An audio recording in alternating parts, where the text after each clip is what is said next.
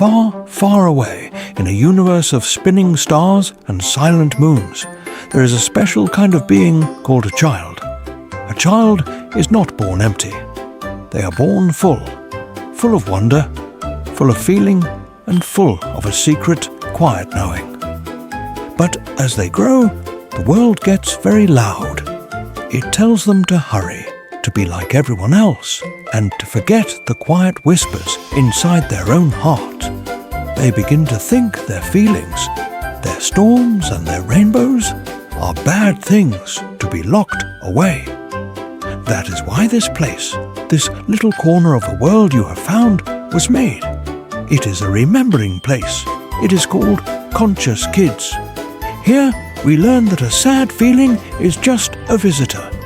That being brave doesn't always mean being loud. That a tree is not just a tree. It is a teacher with deep roots and patient stories.